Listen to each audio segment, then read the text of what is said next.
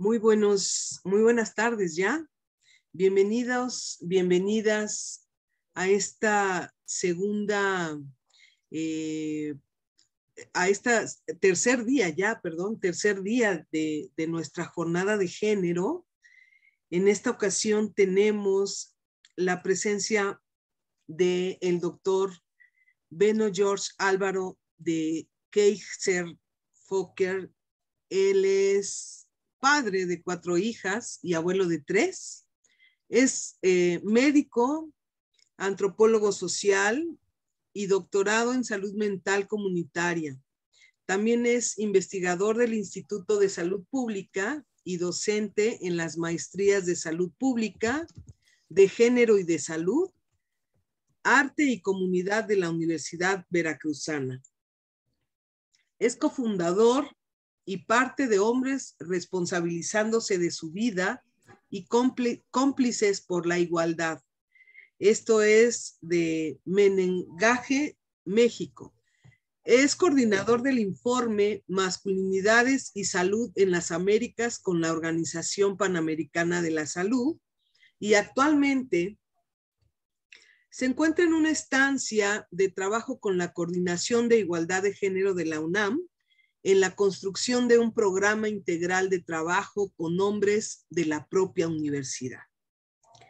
Así que bueno, pues sin más, doctor, el micrófono es todo suyo. Muchísimas gracias por aceptar participar en esta jornada.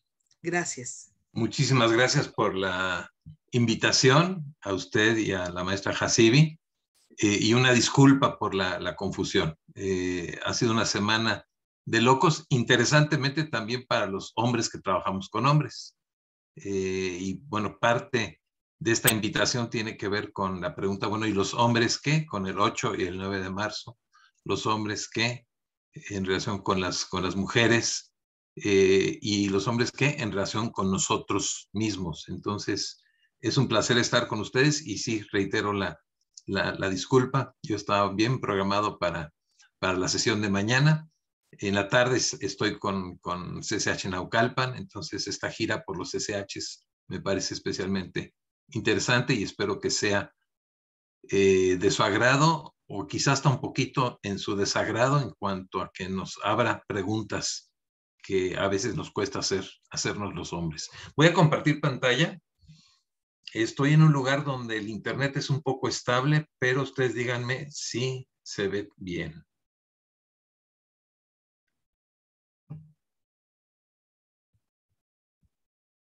Voy a hablar unos 45 minutos. Ya llegó Monse Gutiérrez, está esperando que la dejen entrar. ¿Se ve bien? Maestra, ¿sí? Bien. Perfecto. Ok. Para quienes escucharon mi nombre completo, pues yo soy hecho en México, pero por padres holandeses que emigraron a México después de la Segunda Guerra Mundial. Chilango también, hasta hace 32 años que me trasladé a Jalapa. Actualmente estoy en la Ciudad de México. Y lo que quiero compartir es un poco la experiencia y las reflexiones, tanto personales como colectivas, tanto con hombres adultos como con hombres jóvenes, en relación con esto, el tema de las nuevas masculinidades, de lo que se habla mucho hoy en día, y los hombres jóvenes y la salud mental. Entonces, desde la preocupación por las nuevas masculinidades o las masculinidades, ahorita voy a hablar de por qué no hablo de nuevas masculinidades, sino en general hablamos de las masculinidades, punto. Cómo lo hemos ido relacionando, no solo en el tipo de vínculo que construimos con las mujeres, sino también el tipo de vínculo que construimos entre hombres, y también cómo esto tiene efectos en la salud mental, no solo de hombres, sino también de las mujeres. Vean esta portada que me parece interesante, es un diseño que hizo una de mis hijas, que es diseñadora, tratando de dar cuenta de la diversidad que hay entre los hombres. Arriba vemos unos hombres trabajadores, estos probablemente norteamericanos, en su rato de descanso. Aquí un papá asumiendo con cariño el cuidado de la paternidad. Abajo de él un hombre afrodescendiente, que también en México tenemos una raíz negra. Unos hombres indígenas tocando música, creando arte, y otros hombres interactuando con las mujeres también en un contexto indígena. Esta era la portada propuesta para un informe sobre masculinidades y salud en las Américas, que terminamos hace 2 años, y en donde queríamos ver cuál era el impacto de la forma en que aprendemos a ser hombres en la salud. Pero me quiero regresar un poco a lo que está pasando esta semana. Nos crecieron alas. Nos sembraron miedo, es la frase completa, nos sembraron miedo y nos crecieron alas. Y muchas de sus compañeras están desafiando el sistema patriarcal, están desafiando muchas estructuras, no solo en el ámbito de preparatorianos SH, sino también en la propia universidad. Y están logrando que la universidad empiece a acelerar toda una serie de procesos de cambio, pero que también los hombres empecemos a reaccionar, aunque creo que estamos reaccionando con algo de lentitud como género. El 8 de marzo, todavía hace 5 o 6 años en todo lo que es instancias de gobierno, pero todavía sucede. De pronto se celebraba, se felicitaba a las mujeres sin saber el origen del 8 de marzo. No sé si ustedes ya lo sepan, eso lo podemos discutir también en el diálogo al final. Aquí la celebración de lo que llaman el multitask, la capacidad de multitareas de las mujeres. Felicidades a todas las mujercitas bellas, el regalar rosas, el regalar este tipo de tarjetas, no recordando o no sabiendo que el 8 de marzo surge de una situación terrible en los albores, sobre todo del movimiento obrero, que también dio luz a la Revolución Mexicana, a la Revolución Rusa. En el caso de México era obrero campesino, y en Estados Unidos había grandes protestas. Un conjunto de costureras en Estados Unidos en 1908 se atrincheraron en la empresa en la que estaban, por que debían de trabajar prácticamente sin días libres, sin atención médica. Se atrincheraron como una forma de protesta. Misteriosamente apareció fuego en alguna parte de la empresa y no las dejaron salir después. Y 120 de ellas murieron quemadas. Un 8 de marzo de 1908, 2 años antes de nuestra revolución. Ese es el triste origen del 8 de marzo. Muy, muy terrible origen del 8 de marzo, y por eso estamos conscientes de que no es un día para felicitar a las mujeres, sino es una fecha de conmemoración. El 25 de noviembre, ustedes saben que también se conmemora el Día Internacional de la No Violencia hacia las Mujeres, y también nace a partir de un asesinato de las hermanas Mirabal en República Dominicana. Es el movimiento feminista la que retoma estas fechas y desde ahí empieza a construir estrategias, formas de protesta para avanzar en sus derechos. Otros ejemplos, no es para hablar del más grande regalo de Dios, lo más bonito que hay en el mundo, una criatura angelical, etcétera, etcétera. Son toda una serie de nociones que quizá a ustedes les den un poco de risa, pero que quizá sus papás o sus abuelos en algún momento habrán dicho. Es un momento para luchar por los derechos, para avanzar por los derechos. Este cartel me parece especialmente interesante. Aquí las felicidades se construyen encima de toda una serie de elementos que generan protesta en las mujeres: los feminicidios, la negligencia, la violencia, la inequidad, el desempleo. Y abajo dice la invisibilización oficial. Hay una estrategia de no solo invisibilizar, sino también criminalizar la protesta feminista. ¿Flores o bombones? No, yo quiero derechos. Menos rosas y más derechos es una de las consignas que desde hace muchos años. Entonces, en este contexto quisiera yo plantear la plática, y si hay algunas reacciones de parte de ustedes, me gustaría escucharlas al final. Vámonos entonces a qué pasa con los hombres.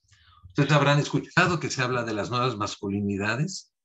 Es un término que en general no reconocemos porque suena como el café instantáneo, que nomás le echas agüita y a partir de una plática como esta o un taller, ya somos hombres nuevos, cuando realmente es un proceso, y lo saben bien las mujeres, es un proceso bastante largo, el de la transformación hacia la igualdad. Pero además la palabra nuevas no es suficiente, porque quizá un hombre igualitario podríamos calificarlo de nuevo, pero hay otras formas de masculinidad que van emergiendo, ¿no? Por ejemplo, los youtubers, los jóvenes ligados al narco, el joven que en su colonia es halcón, es una nueva forma de ser hombre. Los grandes empresarios que como jóvenes se convirtieron en héroes de la tecnología, ahorita ya no están tan jóvenes, pero empezaron bastante jóvenes, o me refiero a Ricky Martin, o me refiero a Maluma, o se refieren a ustedes mismos como nuevas masculinidades. Consideramos desde el trabajo con hombres que hay que irse como más despacio. Ya llegó Braulio Zavala, bienvenido Braulio, ahorita que se suba. Preferimos hablar de masculinidades reflexivas, una masculinidad que quizá no quiere ser tan protagónica, que reflexiona más en torno a su construcción, o alternativas afectivas en cuanto a la capacidad de mostrar afecto, diferentes afectos, manejar las emociones, que eso tiene que ver mucho con la salud mental, respetuosas, igualitarias, masculinidades positivas en términos de lo que se quiere lograr, y los más radicales, hay muchos jóvenes, sobre todo en Sudamérica, se refieren como masculinidades antipatriarcales, no solo igualitarios, sino que se suman a la lucha en contra del patriarcado. Entonces, ¿qué hacemos los hombres ante los retos de la transición de género? Transición de género me refiero a estos cambios que se van dando en la sociedad. Fíjense que cuando nací yo, en el año 52, las mujeres no podían votar en México.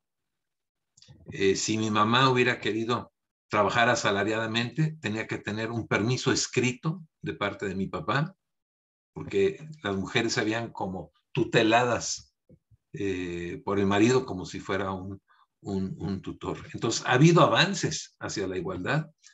Tenemos el Congreso más paritario de la historia. Paridad quiere decir igual hombres y mujeres, nos referimos al Congreso Nacional. Por primera vez, 7 gobernadoras. La primera gobernadora, Griselda Álvarez, que en los años 70 se le cumplió esto de una frase que dice Rosario Castellanos: mujeres que saben latín, es decir, mujeres que se educan, no tienen marido ni tienen buen fin. O sea, van a ir por el mal camino. Todas estas son nociones que quizá ustedes ya no escuchan, porque también en el ámbito de educación hay muchísima mayor equidad, pero no totalmente todavía. Pero son nociones que pesaban, sobre todo en el siglo pasado. Todos los hombres ante la transición de género, ¿quién nos va a salvar? Pues no va a ser Chespirito, ni va a ser Batman. A Robin ya lo jubilaron por alguna razón. Este dibujante de calle está como preocupado quién lo va a salvar. Es un trabajo que tenemos que hacer los hombres, un diálogo que tenemos que establecer entre nosotros los hombres, y mientras más temprano este diálogo sea, eso será mejor para nuestro bienestar y nuestra salud mental y física. Yo les preguntaría que cada quien revise ante esto que estoy diciendo, ante el planteamiento que están haciendo las mujeres, la protesta de las mujeres, también sus compañeras, ¿en dónde me coloco? ¿Soy abiertamente hostil o veladamente hostil? ¿Me resisto? ¿No me interesa? ¿No tiene que ver conmigo? ¿Me siento regañado? ¿Me siento vacilante? ¿Ya estoy con dudas? ¿Me abruma? Porque no sé hacia dónde mirar o qué hacer. ¿Estoy curioso? ¿Me estoy implicando? ¿Estoy activo? Y estoy preparado para liderar. Este colorímetro que hizo Ross Funk hace varios años para Estados Unidos finalmente fue traducido, y me gustaría que cada uno de los hombres, sobre todo, se colocara y que pudieran algunos de ustedes comentarlo hacia el final. Rápidamente, algunas historias como para mostrar un poco qué está pasando con otros jóvenes que posiblemente no están yendo a CCH, o sí ya salieron de CCH y no pudieron seguir a la universidad. No sé si ustedes ven el cadete que está cayendo entre las 3 personas que están adelante, está cayendo como reglita. Segundo después cae de boca contra el piso del Zócalo. Esta escena ocurrió en un día de la bandera. Nadie voltea a ver hasta que quitan las cámaras y llegan las asistencias. Y el presidente de esa época dijo lo siguiente, 5 días después. Déjenme compartirles lo que he aprendido de las Fuerzas Armadas y aquí los jóvenes cadetes que están presentes lo conocen mejor que yo. Caer así, de manera firme, serena, sin meter las manos, sin doblarse, que tiene hasta una connotación sexual, no es más que señal precisamente de ese carácter, de ese valor, de esa gallardía, de ese coraje que distinguen a las Fuerzas Armadas. Haberlo hecho de otra manera era caer sin honor. Había que hacerlo de esa manera. Meter las manos para no pegarse de boca contra la calle es doblarse, es caer sin honor. Le di seguimiento a la noticia, yo soy muy curioso, y a este joven se le diagnosticó un traumatismo cráneoencefálico leve, un esguince de cuello, quiere decir que se mueve, se zafa momentáneamente la columna vertebral, se fracturó los 2 cóndilos, que es la parte en donde la mandíbula entra al cráneo, fracturas múltiples, perdió dientes, una contusión en el mentón, 2 meses de recuperación y posible afectación en la alimentación y en el habla. Pero cayó como todo un hombre. Entonces, este tipo de nociones que vienen de siglos atrás, habría que cuestionarlos, les pregunto a ustedes. Vea este soldado inglés, está pasando a la reina de Inglaterra a caballo, ni siquiera lo voltea a ver, está volteando a la columna, pero así como que no pasó nada. Tiene tan incorporado, incorporis, en el cuerpo, esta masculinidad que puede caer al suelo sin soltar el rifle. Seguramente ustedes se habrán desmayado alguna vez y con suerte uno alcanza una silla o logra detenerse de una persona para no golpearse. Otra historia, también de una persona joven, en este caso de Argentina. También es reclutado. Yo cuando era joven, uno iba a hacer el servicio militar y si sacaba bola blanca era como un sorteo, uno marchaba los domingos, si sacaba bola negra era un año al cuartel a recibir entrenamiento militar.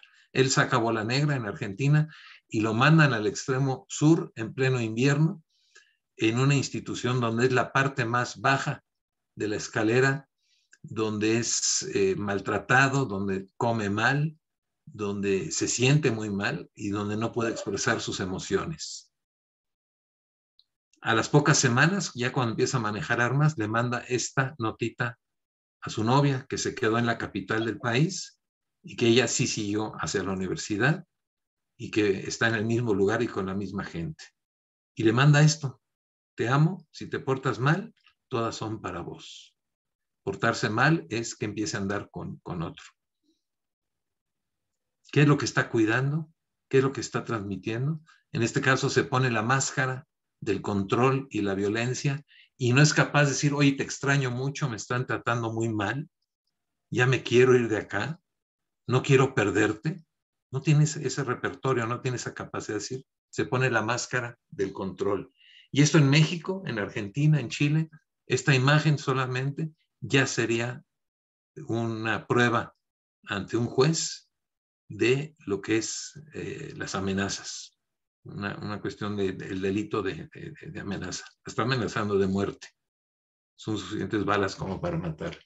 Entonces, en buena parte todavía del sector juvenil hay estos elementos históricos que no permiten no solo tener mayor igualdad con las mujeres, sino que reflejan un gran malestar, en este caso, de este joven. Creo que es bastante evidente lo que está pasando, aunque se ponga la máscara de la violencia. Entonces, esto quiere decir que la masculinidad no está en los genes. En los genes está nuestro cuerpo biológico, pero la masculinidad en sí, la forma en que se entiende el ser hombre en la Ciudad de México, en Azcapotzalco, en la familia Hernández o en la familia Rodríguez, eso se va incorporando, eso se va aprendiendo desde que somos chicos a través de procesos educativos, a veces formales y explícitos, pero muchas veces informales, en nuestro paso por la familia, nuestro paso por la primaria, secundaria y prepa.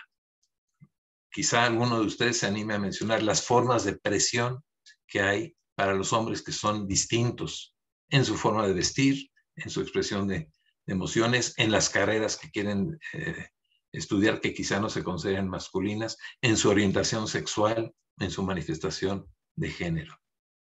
Entonces, la masculinidad se incorpora, es algo que se va aprendiendo, también se puede desaprender y modificar. Los hombres seguimos teniendo muchos privilegios en el mundo, somos dueños del mundo todavía, los grandes empresarios, la gran política todavía sigue siendo manejada por los hombres, y la mayoría de los hombres, díganme ustedes si es cierto o no, todavía tienen también privilegios en la casa. El trabajo doméstico sigue haciendo las mujeres, los hombres somos atendidos desde la cuna hasta la tumba, quizá piensan en sus papás, en sus abuelos o ustedes mismos. Yo todavía en secundarias en Jalapa he preguntado en un grupo mixto a las mujeres a cuántas de ellas todavía tienen que servirle a los hermanos o lavarle la ropa, y se levantan varias manos. Entonces hay privilegios todavía para los hombres, pero esto está aparejado con costos en esta forma de entender la masculinidad en una forma machista. Hay costos para las mujeres, para otros hombres y para uno mismo. Voy a saltarme esto. Y esto hace que a lo largo de la secundaria, sobre todo de la prepa, final de la primaria, niños, no hablo de las niñas, los niños pequeños van aprendiendo que no se debe llorar, no se debe tener miedo, incluso se va restringiendo la ternura. Se limita el cuidado de uno mismo y el cuidado de los otros. Se va estereotipando la conducta sexual. Esto quiere decir que nos enseñan que la sexualidad tiene que ver con lo genital nada más, que tiene que ver con la conquista, que tiene que ver con el riesgo, que ponerse un condón me hace menos hombre, aunque ya hay toda una generación que ha incorporado esa práctica de cuidado. Pero en mi generación había mucha resistencia. Y vamos aprendiendo roles muy rígidos y conductas muy rígidas. Muchos de esos hombres terminan comiéndose un factor de riesgo, no solo para los otros hombres, sino también para las mujeres, por ejemplo, el embarazo no deseado. Hay políticas nacionales de prevención del embarazo que solo se enfocan a las mujeres como si ellas se embarazaran solas. Las infecciones de transmisión sexual, el VIH y distintas formas de violencia, como es la violencia en el noviazgo y la propia violencia entre hombres.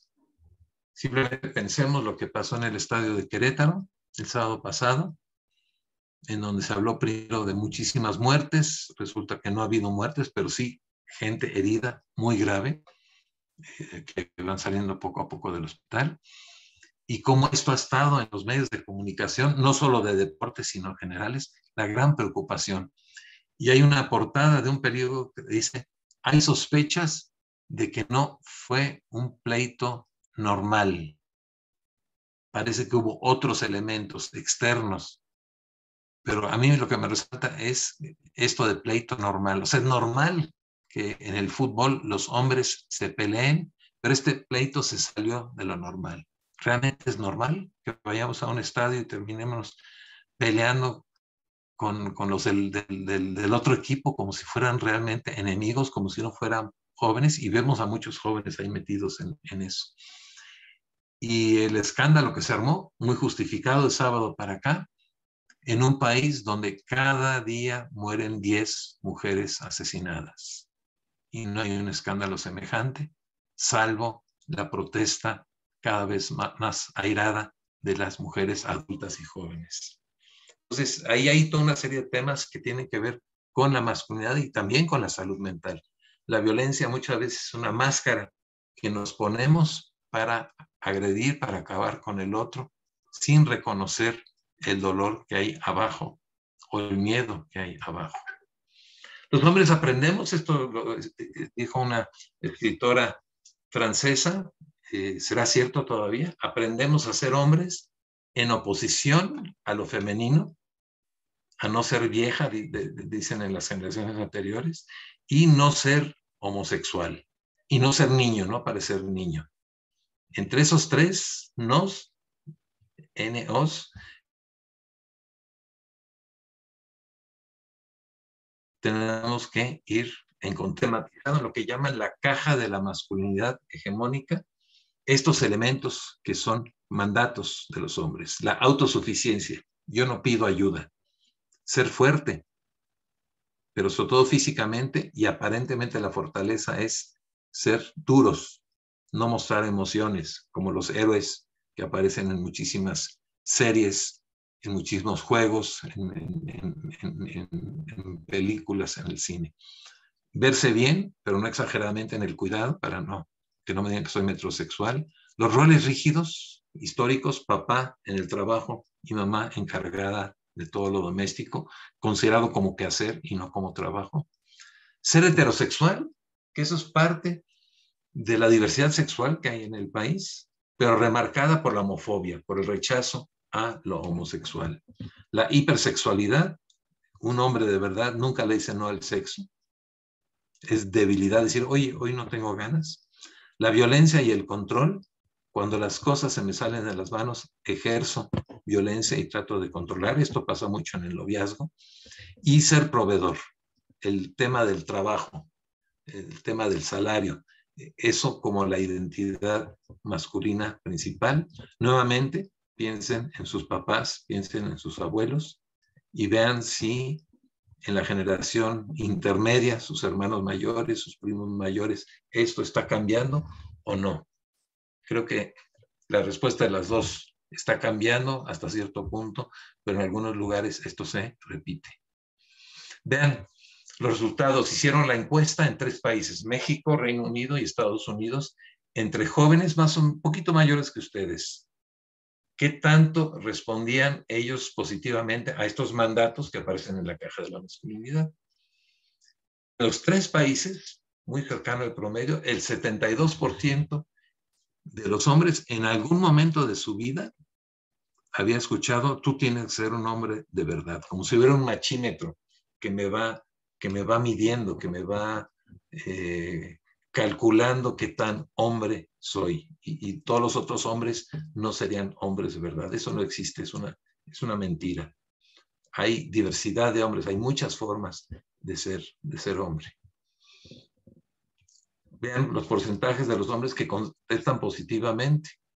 Un hombre que habla de sus preocupaciones, miedos y problemas no merece respeto, un porcentaje bastante alto.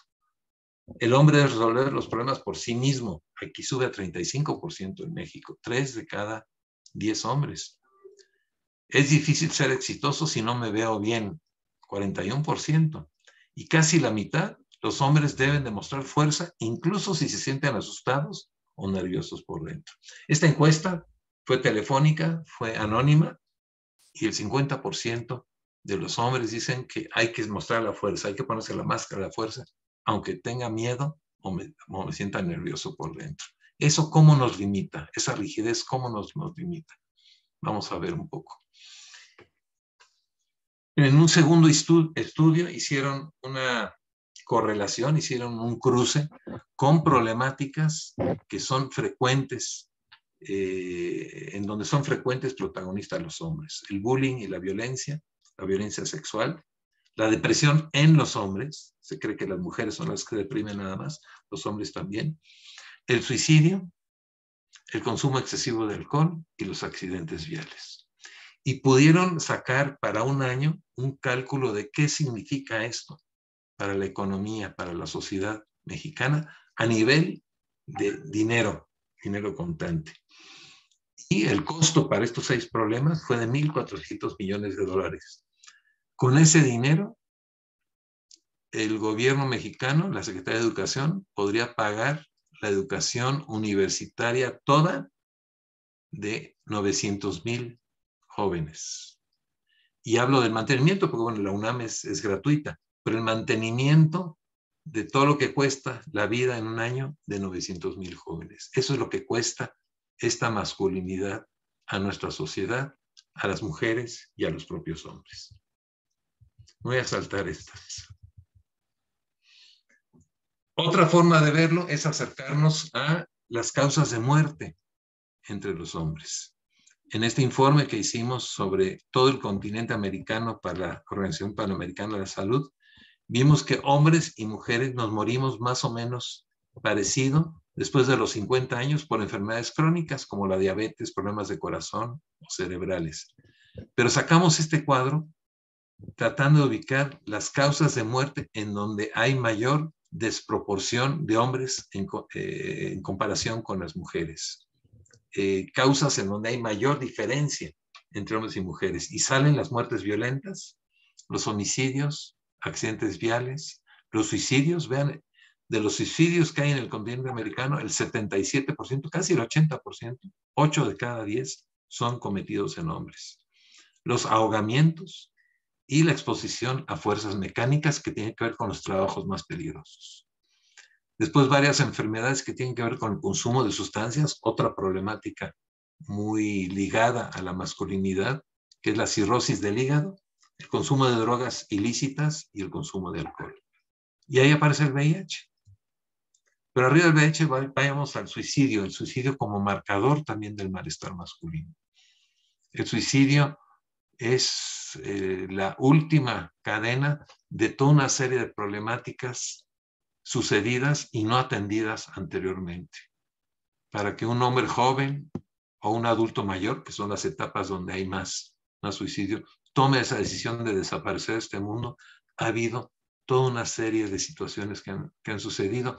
Y si ese hombre es autosuficiente, se considera autosuficiente y no pide ayuda, no puede mostrar emociones, pues termina asesinándose a sí mismo. Realmente es muy dramático. Y esto cuestiona esencialmente esta idea de que el hombre es fuerte, quizá físicamente, pero emocionalmente nos hace falta mucho trabajar, incluso en esta capacidad de pedir ayuda. Fíjense que cuando es el intento de suicidio es exactamente al revés. Cerca de 20% de las personas que intentan suicidarse son hombres y el 80% son mujeres. Y este intento de suicidio frecuentemente es una petición urgente de ayuda. Las mujeres llegan a las salas de emergencia, los hombres llegamos al forense. Y esto tiene que ver esencialmente con la salud mental. El ser hombre, en ese sentido, es un riesgo para la salud, pero se asocia también con otras situaciones de vulnerabilidad. Vulnerabilidad quiere decir una cierta debilidad producida por alguna condición social, como la pobreza, es decir, la clase social, el ser migrante, el ser joven es un riesgo en México, en Honduras, en Brasil. Hay una alta mortalidad juvenil por las causas que mencioné, accidentes, las muertes violentas y adicciones.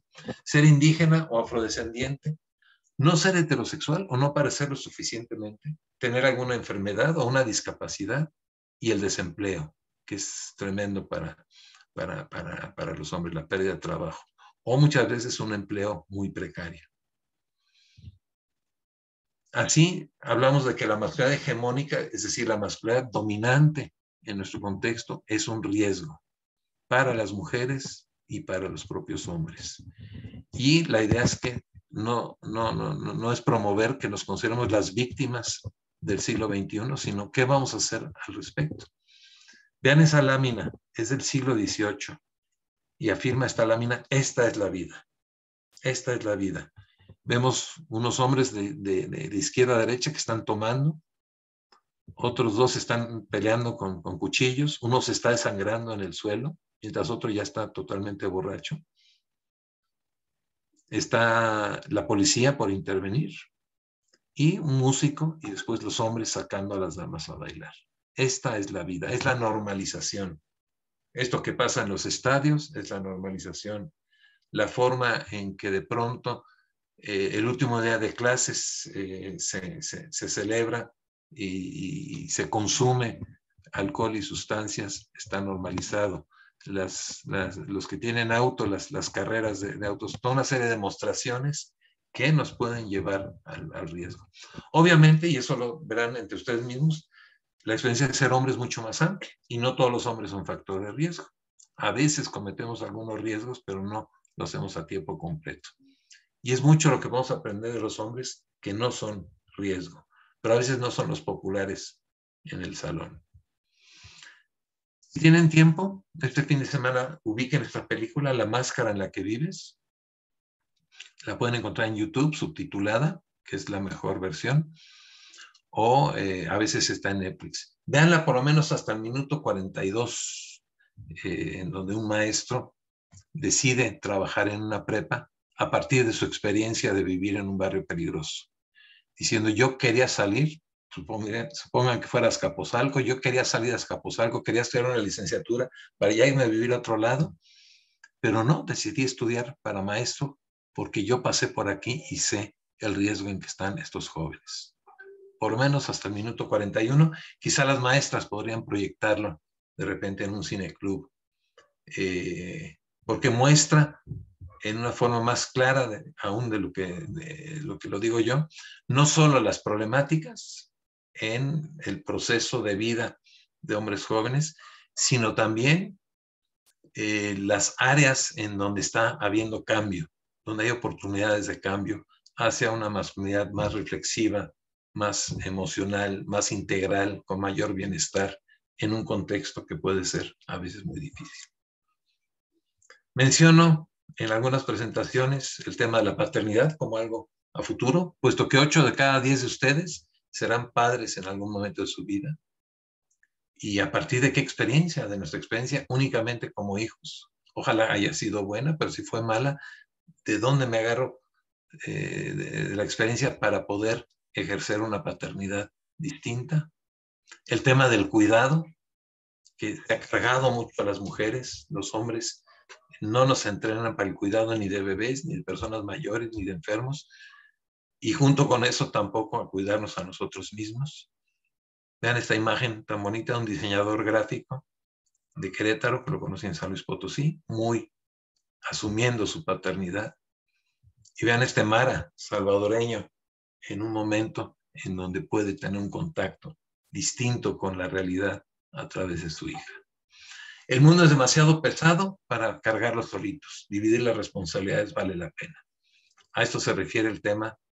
Ya no estamos hablando de violencia, no estamos hablando de enfermedad, sino del cuidado del mundo, del cuidado doméstico, del cuidado de la infancia. Esa es una de las grandes demandas de las mujeres, de que los hombres, si ellas están en espacio educativo, si ustedes tienen maestras, si están como obreras, como policías, están como políticas, falta este otro aporte de los hombres en el espacio privado y de cuidados.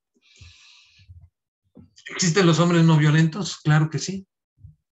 Hay un colega de Chihuahua que se me acercó, que quería estudiar la violencia en el ámbito de la pareja.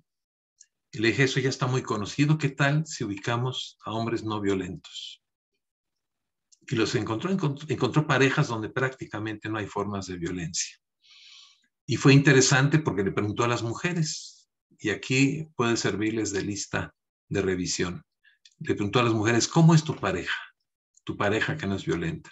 Bueno, son hombres que escuchan, se adaptan a los cambios, entienden y aceptan diversas situaciones de pareja, son flexibles, expresan con claridad sus deseos, se dan espacios para sí mismos, comunican lo que sienten, están dispuestos a aprender, pueden cambiar de opinión, conversan y retroalimentan. Vean qué fácil, pero qué complicado. Esto ustedes lo pueden desarrollar, lo logran desarrollar en sus relaciones familiares, en sus relaciones afectivas entre amigos y amigas, en las formas de relacionamiento que antes llamábamos noviazgo, pero que ahorita tienen muchísimos otros nombres. Queda ahí el apunte. Y ahí está la demostración de que los hombres sí podemos estar en el mundo de una forma distinta. Y podemos acercarnos a diferentes recursos. Cuando hablo de las redes de apoyo, por ejemplo, no hablo de las redes sociales, cuántos amigos tengo en Facebook, o en Twitter, en Instagram, sino cuáles son los vínculos significativos que tengo y qué tanto me producen salud mental, o qué tanto al contrario me llevan al riesgo.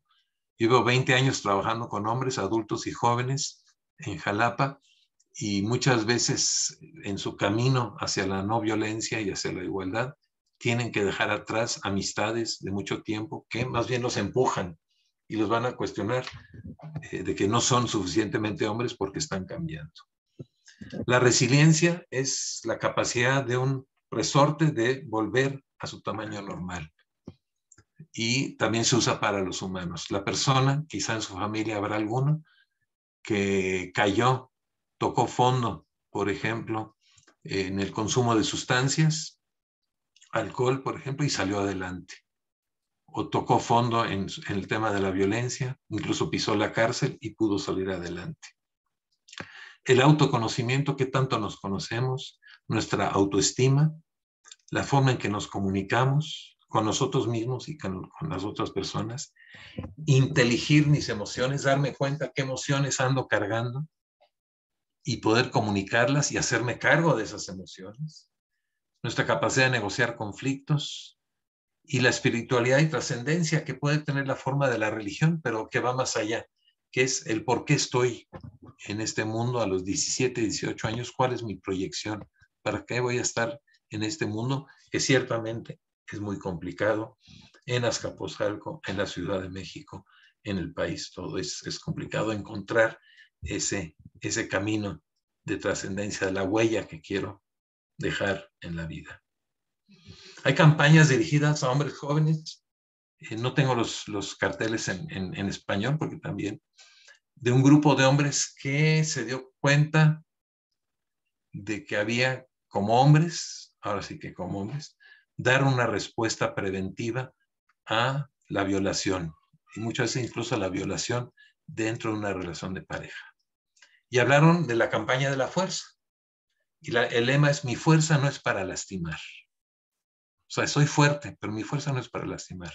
Cuando ella me dijo que parara, y ya estábamos bien acelerados, yo estaba bien acelerado porque iba a haber relación sexual, yo pude parar, porque mi fuerza no es para lastimar, yo la puedo escuchar.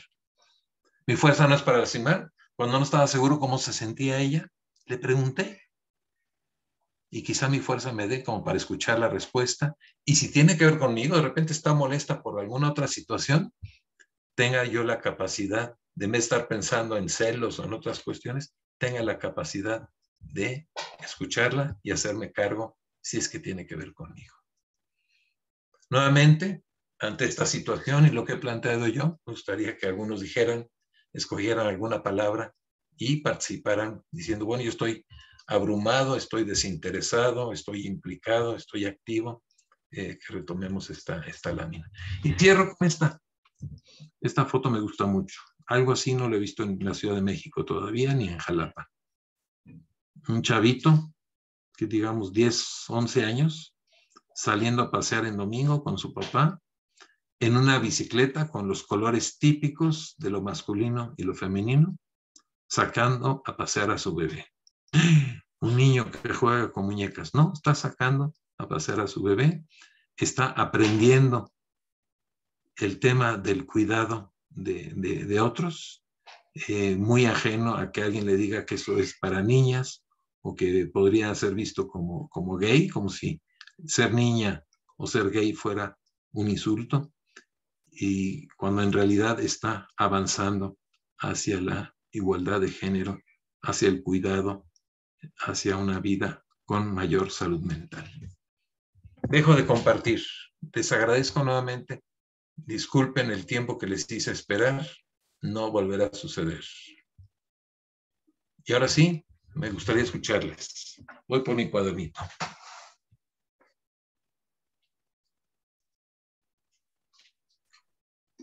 Adelante, chicos, si gustan hacer alguna pregunta, lo pueden hacer a través del chat o lo pueden hacer, obviamente, activando su micrófono. Si se animan, me gustaría verles más allá de la foto también. Yo sé que es moda no aparecer en pantalla, pero así como yo aparezco y la maestra Magda también aparece, me gustaría verles también para este pequeño diálogo. Tenemos un poquito menos de media hora para ello.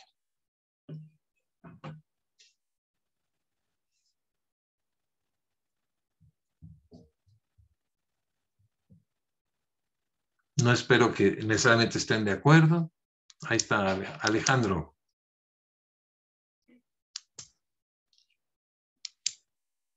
Gracias por prender tu cámara.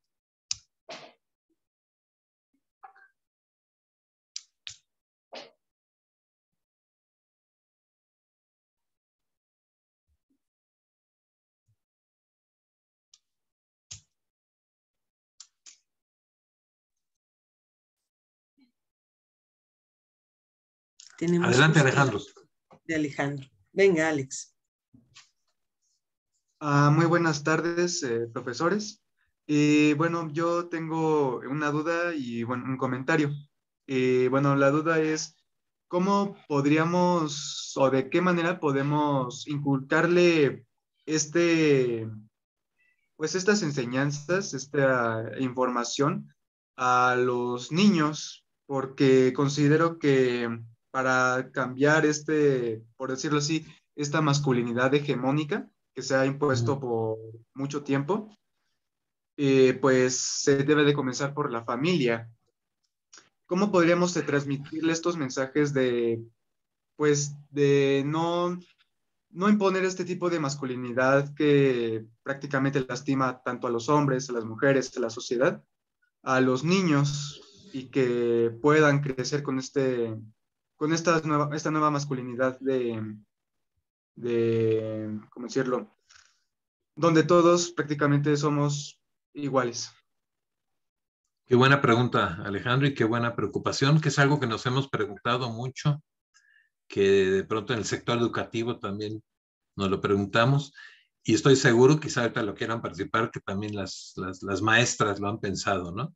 Nos llegan los chavos de X manera, habría que trabajar en secundaria. Y las de secundaria dicen, es que nos llegan así los chavos y habría que trabajar en primaria. Y si nos vamos para atrás, de pronto nos ha pasado, hay que trabajar con los papás y las mamás también, porque finalmente, no sé, me gustaría escuchar qué tipo de juguetes les dan a los niños el 6 de enero, el Día de Reyes. Todavía en México, yo veo en las tiendas que está muy estereotipado los juguetes que le dan a los niños, todos así, los superhéroes, color verde olivo. Tengo un nieto que es súper fan del Hombre Araña y de las cosas de acción, pero también se acuesta en la noche con una sirenita que le ayuda a dormirle como muñeca. Entonces, por lo menos eso le sirve de balance. Y todavía no ha habido algún adulto que le diga, no, esa muñeca no. Esa no es de niños. En la familia, por lo menos, eso no ha ocurrido, pero de repente puede ocurrir. Entonces, sí, evidentemente sería importante trabajar desde la infancia. Hay que trabajar con los maestros y las maestras, porque muchos de los maestros y las maestras también reproducen esto desde lo que llaman el sentido común, pero tiene que ver más pues desde la historia que traen atrás, la historia familiar, las cosas que han aprendido.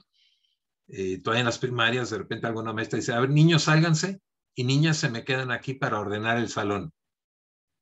Entonces, niños salgan a jugar al patio y las niñas se quedan a hacer el tema del cuidado del espacio del salón. Entonces, tienes toda la razón. Hay que ir más tempranamente y sobre todo con niños muy pequeños. Es muy importante el trabajo también con papás, mamás y con maestros. Yo normalmente, y la maestra Magda me dirá si no es así, cuando citamos a reunión de padres de familia, se dice en masculino, pues llegan sobre todo madres, y no estoy hablando en el sentido negativo de la palabra madre, llegan más las mamás, llegan pocos papás, sobre todo en preescolar se aparecen papás varones, pero ya primaria, secundaria, prepa van desapareciendo. Entonces, como que si este tema de la educación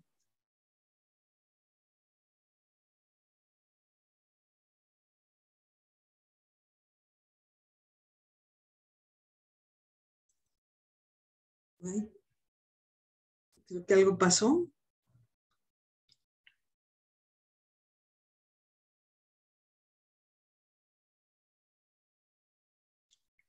Creo que ok. Doctor, ¿tienes tu micro cerrado? Está cerrado tu micro. Qué susto me sacó momentáneamente. Ahorita la etapa que están pasando ustedes es una etapa privilegiada. Yo cada vez que trabajo con adultos sobre la palabra adolescencia, casi siempre dicen, no, adolescencia tiene que ver con carencia, tiene que ver con dolor, cuando no, adolescencia es una etapa de transición, es una etapa de tránsito entre la infancia y la adultez, y es una etapa de oro para tener cambios. Yo recuerdo en mi propia adolescencia, de repente algunas lecturas, algún maestro que sí escuchaba, o alguna maestra que sí escuchaba, algún cineclub en donde había películas significativas, fueron elementos fundamentales que en ese momento no me estaba dando cuenta, pero que me podían ayudar a pensar en que otros mundos eran posibles. Gracias, Alejandro, por tu pregunta. Doctor, yo tengo una pregunta. Venga, Magda. ¿Cómo podemos apoyar desde nuestra docencia a estos chicos justamente en esta transición cuando les está tocando una serie de cambios impresionantes? En su casa viven una cosa, en las noticias ven otra cosa, y afortunadamente en el Colegio de Ciencias y Humanidades viven otra cosa.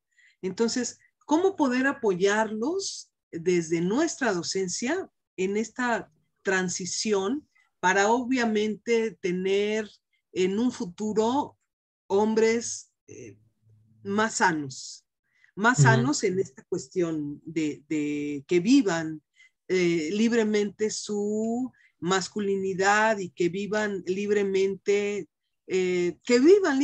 simplemente? Claro. Bueno, es todo un reto, ¿no? Lo que es el mundo actual para adultos, pero sobre todo para jóvenes. O sea, ¿en qué mundo nos están dejando los adultos y los abuelos? Nos están dejando un mundo bastante complicado, una ciudad que es muy complicada también en muchísimos sentidos y de muchos riesgos, no solo para las mujeres, que son muy claros riesgos, pero también para los hombres jóvenes. Entonces, el espacio escolar es a veces el único espacio, porque de pronto en la familia no hay esa escucha, hay conflicto, hay de repente, pues también, ya ustedes ya viven solamente en familias en donde, como me tocó a mí, donde no es solo una persona, el papá, el que es proveedor, sino que mamá está también trabajando, hermanos mayores pueden estar trabajando, ustedes también quizá tienen que estar dando algún tipo de aporte. Entonces el espacio y el tránsito por la prepa es un espacio de oro y en donde lo que debe haber es eso, todo el diálogo y la escucha. Y no importa si es el profe o la profa de matemáticas, no sé usted qué materia imparte o qué experiencia educativa, no sé cómo le llaman ustedes. ¿Cuál le toca a usted, Magda? Yo doy una materia que se llama taller de lectura y redacción y taller de comunicación. Pues ahí está, en un lugar de oro. O sea, estando en un taller de lectura y redacción, hay el poder, en el sentido más positivo, de decir, bueno, ¿qué lecturas vamos a leer? ¿Qué lecturas que sean significativas? Yo confieso aquí que el Quijote me aburrió muchísimo, no lo terminé. Y tenía una maestra española, refugiada española, que había que leer el Quijote. Y fue hasta la universidad que descubrí a García Márquez, por ejemplo, ¿no? O Aura de Carlos Fuentes. Entonces, en la selección de textos y en el diálogo en torno a esos textos y la creación de textos propios, ahí usted tiene una oportunidad de y el taller de comunicación, pues ni se diga. Pero no importa, de repente yo doy matemáticas y los ejemplos que dé de estadística, de repente de repente hacemos un trabajo sobre suicidio en México y las tendencias en el suicidio para aplicarlo de las estadísticas. A mí uno de los profes que nos ayudó fue un maestro de química. Y junto con la química nos hablaba sobre la bomba atómica, que en los años 60 nos hablaba de la historia de la radioactividad, la creación de la bomba atómica y el riesgo que había en los años 60, cuando pusieron misiles en Cuba, muy cerca de Estados Unidos, y el mundo estuvo muy cerca de una guerra nuclear. Entonces, trasladaba la química hacia temas que nos interesaban, nos interpelaban. La maestra de inglés nos puso a hacer un ensayo de tema libre. Entonces, cada quien agarró el tema. Yo agarré el tema de las diferentes formas en las que diferentes sociedades asumen la muerte, por ejemplo. y por qué en nuestra sociedad tenemos tanto miedo a la muerte, a pesar de ser católica, cristiana y de que se cree que hay otra vida, hay un temor muy grande a la muerte. Entonces, sobre todo el tema de la escucha y la escucha mutua entre jóvenes creo que es importante. Aquí, qué bien que se animó en el chat, anímense, que ya falta poco tiempo. ¿Cómo podemos ver nuestros privilegios de los que no somos conscientes nosotros como hombres? Leonardo, otra pregunta, esa es una pregunta complicadísima. Me remite a un colega, uno de mis maestros en estos temas, que de pronto en una universidad, en un concurso abierto, le dieron, él concursaba por un trabajo, una cátedra, y se lo dieron a una mujer. Y él se quejaba, alguien me quitó mi trabajo. Mi trabajo. O sea, él se sentía titular. Él como hombre, adulto, blanco, ese era mi trabajo y una mujer me lo quitó. Además, una mujer afrodescendiente, para colmo, entre comillas. Entonces, esta sensación, el gran problema del privilegio, a pesar de las estadísticas que les mostré de cómo los hombres nos morimos más, es el privilegio el que nos tiene todavía atados a esta masculinidad. Entonces, la pregunta es casi para una tesis, Leonardo. ¿Cómo hacer ver los privilegios? En muchos casos, te lo puedo comentar, después de 30 años de trabajar con hombres, es hasta que no tocamos fondo que nos damos cuenta de esto. Un divorcio, un internamiento en un hospital por una enfermedad, una intoxicación con algún tipo de sustancias, un accidente, puede ser de tránsito, un accidente grave en patineta, el terminar en el hospital por ser fan del Querétaro o del Atlas y haberme agarrado con otros. Hay gente inocente que también salió herida, pero haberme agarrado con golpes con alguien que tiene una camiseta de color distinto. Muchos hombres, hasta que no tocamos fondo, la pérdida del trabajo, hasta que no tocamos fondo, no empezamos a darnos cuenta de que ese estilo de vida, a pesar de los privilegios, también nos generó problemas. Ahorita estoy viendo una serie, ya la terminé de ver, que se llama Después de ella, se llama en español. En inglés se llama Afterlife, Después de la vida. Y desde el primer capítulo es llamativo, es un hombre cincuentón que pues todo el tiempo tuvo un trabajo que no le interesaba mucho y todo estaba depositado en su pareja. Y ella muere de cáncer. No muere repentinamente, muere de cáncer. Y le deja un montón de videos tutoriales de dónde está la comida del perro, dónde hay que comprarla, cómo lavar los trastes, cómo usar la lavadora. O sea, un total discapacitado doméstico. Entonces, no solo se encuentra con el duelo de haberla perdido a ella, que era la persona más importante en su vida, y arrepintiéndose de las veces que no bailó con ella. Por ejemplo, no, los hombres no bailamos. Y ella bailaba de repente con el papá de él. Sino darse cuenta también de su discapacidad doméstica y empezar a aprender toda una serie de cosas para convertirse en un adulto autónomo. Los hombres, no sé si todavía en este grupo, me gustaría que me dijeran algo distinto. En general, los hombres somos bastante discapacitados domésticos y espero que en esta generación ya no tanto. Entonces, ¿cómo puedo ver los privilegios? Es muy difícil, es muy complicado. Hasta que no encontramos problemas y pueden, de repente, los conflictos que se dan entre ustedes, los hombres, o con las mujeres, puede ser un camino. Escuchar más a las mujeres, escuchar a sus compañeras, puede ser interesante, porque hay una serie de machismos cotidianos, alguna gente les llama micromachismos, pero son machismos cotidianos, como interrumpir a las compañeras, explicarles lo que ellas ya saben, tirarlas de a locas, insultos que circulan también por la red que desprestigian a la mujer. Eso generalmente se hace desde una posición de privilegio que no genera mucha salud mental para las víctimas, pero tampoco genera salud mental para la persona que hace esos comentarios. El analizar la forma en que nos comunicamos en las redes, los pleitos en los que metemos puede ser una pista. Mike Reynoso, bien. Dicen, a mí me pareció muy interesante todo lo comentado, el análisis de cómo se comporta el hombre en la sociedad, su forma de pensar y por qué son así. Tengo una pregunta. En mi punto de vista, nosotros los adolescentes, ¿qué deberíamos de mejorar para formarnos como mejores hombres? Bien. Yo creo que tiene que ver con la comunicación, taller de comunicación. ¿Qué es lo que comunicamos? ¿Cómo comunicamos?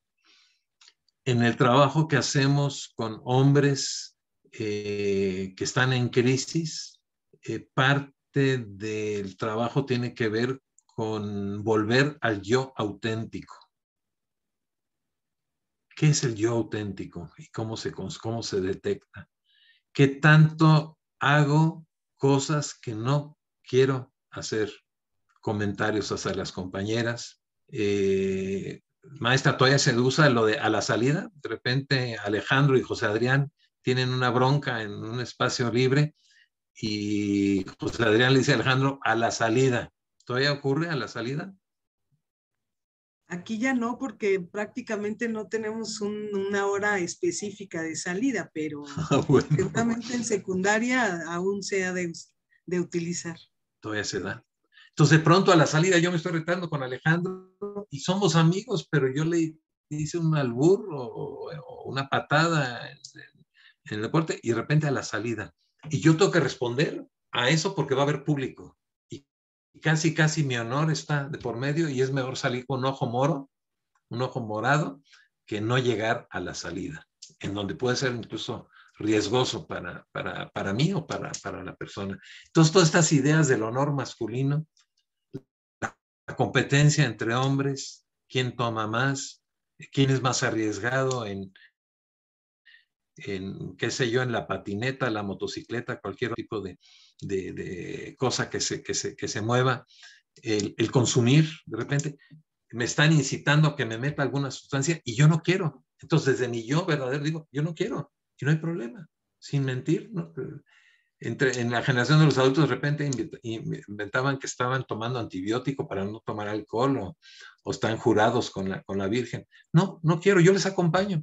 Y aquí podemos estar conviviendo, pero no necesito y no quiero, es mi opción, no incorporar esto a mi cuerpo. Entonces, ir transitando a ese yo más verdadero, más auténtico, que no se somete tanto a presiones externas y que desde ahí puede dialogar, expresiones,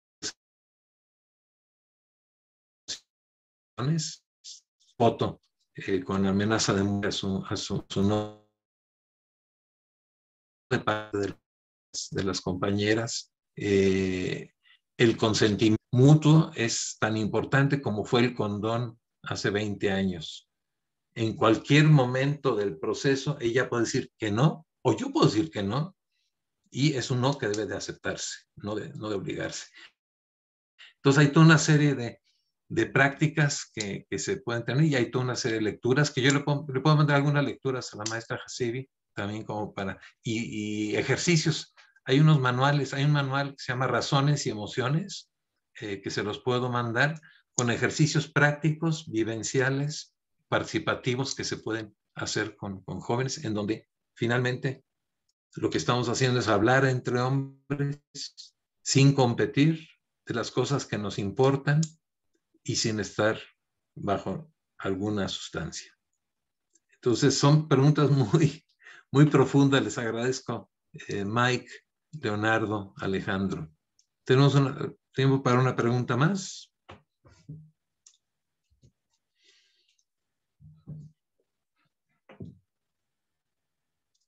Ojalá micrófono abierto, me gusta escucharles. Anímense, chicos. A Viviana, Cecilia, hay varias compañeras. Me gustaría alguna opinión de las compañeras.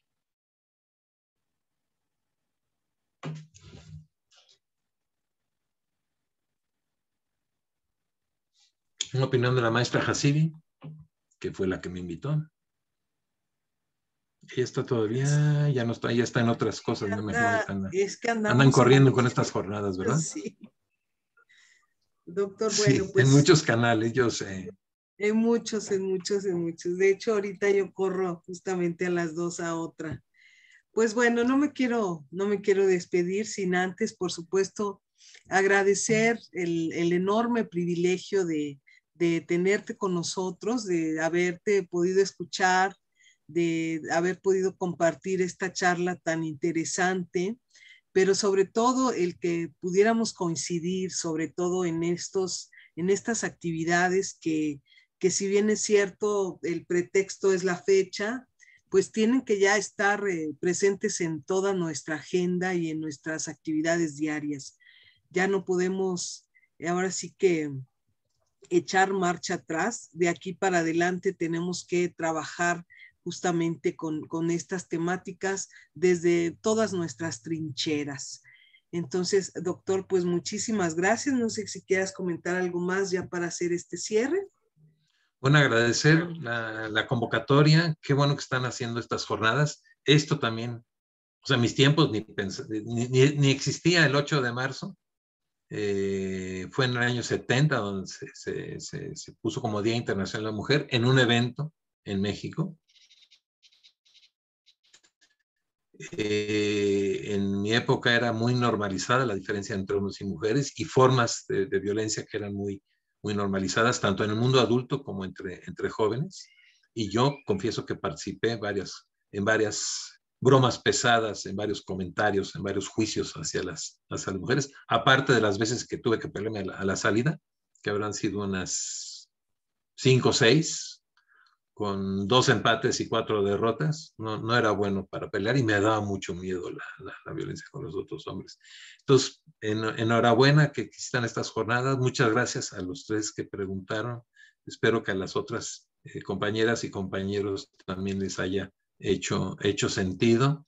Y me comprometo a mandar este documento que se llama Razones y Emociones, como para poder ir profundizando con ejercicios prácticos en esta búsqueda de un yo más auténtico y auténticamente escogido. Felicidades, les felicito por las jornadas. En la tarde me voy a Naucalpan. No, muchísimas gracias. Nosotros nos es comprometemos, por un abrazo. supuesto, a poder difundir estos materiales. Muchísimas gracias, chicos y chicas. Doctor, buenas tardes y buen provecho. Gracias. Gracias. Hasta la próxima. Muchas gracias. Gracias, profesor y doctor. Hasta luego. Hasta luego, que les vaya bonito en la vida.